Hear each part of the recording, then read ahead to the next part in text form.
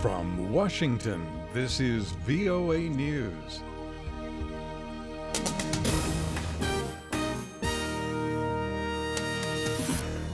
I'm Dave DeForest reporting the Islamic State group is imposing a harsh set of rules on residents of areas it controls in Syria and Iraq during the month-long Ramadan observance. Ramadan began on Monday. The rules include forbidding the use of satellite TV receivers, limiting the hours of daily work, and instituting strict dress codes for women. The Norwegian Refugee Council says Islamist extremists in Iraq are shooting and killing civilians fleeing from battles between Islamic State and Iraqi government forces in Fallujah. Iraqi forces have been battling with the IS fighters for a few weeks in an effort to retake the city, which has been controlled by the group since 2014. The offensive has so far surrounded the city on three sides, with the only area remaining unclaimed being the west bank of the Euphrates.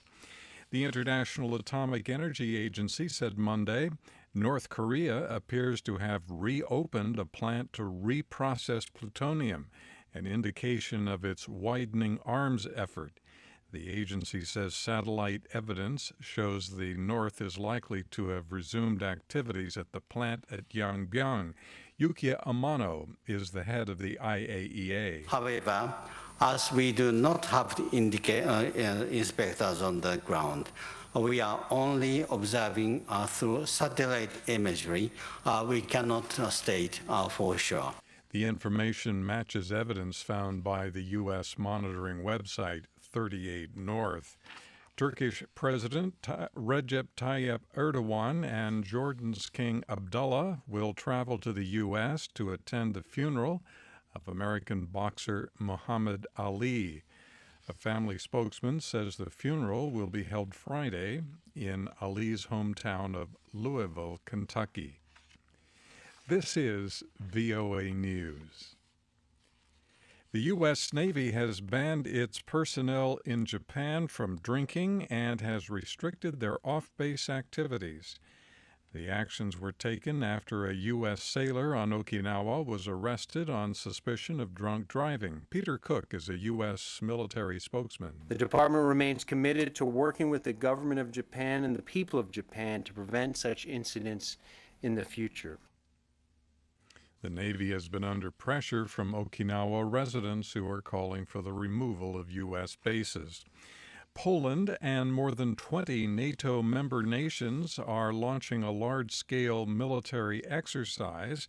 The exercise will involve 31,000 troops. It's part of a move to reassure Central and Eastern European countries worried by Russia's aggression in Ukraine. That's Russia's Foreign Minister Sergei Lavrov, and he says the exercises bring a negative reaction from his government. The exercises, dubbed Anaconda 16, will be led by Poland. Israeli customs officials say they have found a cache of ancient coins and artifacts hidden in a diplomatic vehicle used by the Norwegian embassy. They said Monday that the valuables were discovered in May during an inspection at a crossing point between the West Bank and Jordan.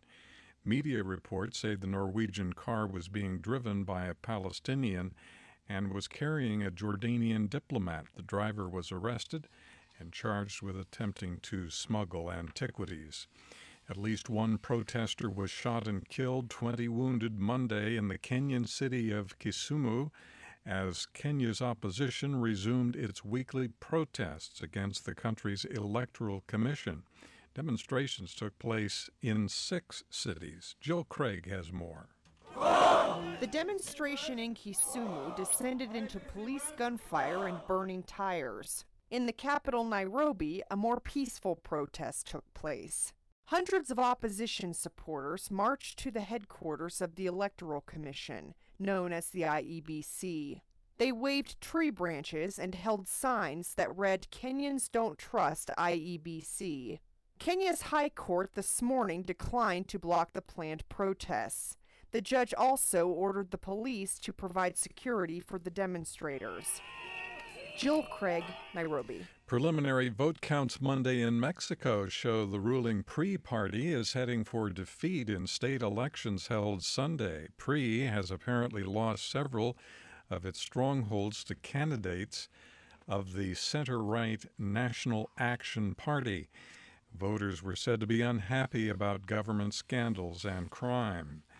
A 77-year-old former World Bank economist has a slim lead over Keiko Fujimori in Peru's presidential runoff election, with more than 90% of the votes counted. Pedro Kuczynski has less than a 1% lead over Fujimori.